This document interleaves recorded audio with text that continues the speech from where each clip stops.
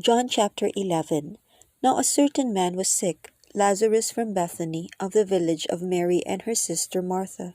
It was that Mary who had anointed the Lord with ointment and wiped his feet with her hair, whose brother Lazarus was sick. The sisters therefore sent to him, saying, Lord, behold, he for whom you have great affection is sick. But when Jesus heard it, he said, This sickness is not to death, but for the glory of God, that God's Son may be glorified by it. Now Jesus loved Martha and her sister and Lazarus. When therefore he heard that he was sick, he stayed 2 days in the place where he was. Then after this he said to the disciples, Let's go into Judea again. The disciples asked him, Rabbi, the Jews were just trying to stone you. Are you going there again? Jesus answered, Aren't there 12 hours of daylight? If a man walks in the day, he doesn't stumble, because he sees the light of this world. But if a man walks in the night, he stumbles, because the light isn't in him. He said these things, and after that he said to them, Our friend Lazarus has fallen asleep, but I am going so that I may awake him out of sleep.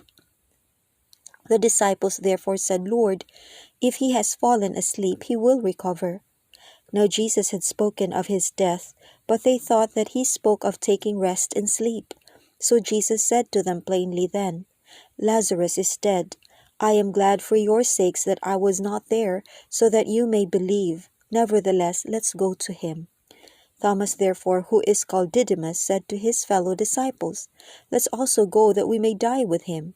So when Jesus came, he found that he had been in the tomb 4 days already. Now Bethany was near Jerusalem, about 15 stadia away. Many of the Jews had joined the women around Martha and Mary to console them concerning their brother. Then when Martha heard that Jesus was coming, she went and met him, but Mary stayed in the house. Therefore Martha said to Jesus, Lord, if you would have been here, my brother wouldn't have died. Even now I know that whatever you ask of God, God will give you. Jesus said to her, Your brother will rise again. Martha said to him, I know that he will rise again in the resurrection at the last day. Jesus said to her, I am the resurrection and the life. He who believes in me will still live even if he dies. Whoever lives and believes in me will never die. Do you believe this? She said to him, Yes, Lord. I have come to believe that you are the Christ, God's Son, he who comes into the world. When she had said this, she went away and called Mary, her sister, secretly, saying, The teacher is here and is calling you. When she heard this, she arose quickly and went to him.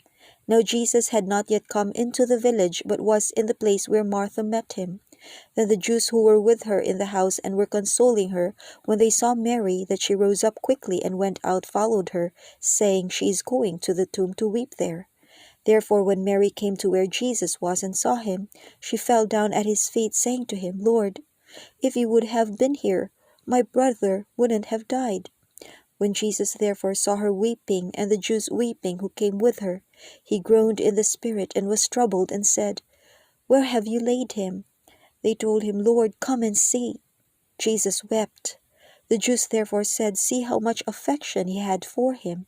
Some of them said, Couldn't this man who opened the eyes of him who was blind have also kept this man from dying? Jesus therefore again groaning in himself came to the tomb. Now it was a cave, and a stone lay against it. Jesus said, Take away the stone. Martha, the sister of him who was dead, said to him, Lord, by this time there is a stench, for he has been dead 4 days. Jesus said to her, Didn't I tell you that if you believed, you would see God's glory? So they took away the stone from the place where the dead man was lying. Jesus lifted up his eyes and said, Father, I thank you that you listened to me. I know that you always listen to me, but because of the multitude standing around, I said this, that they may believe that you sent me. When he had said this, he cried with a loud voice, Lazarus, come out. He who was dead came out, bound hand and foot with wrappings, and his face was wrapped around with a cloth. Jesus said to them, Free him and let him go.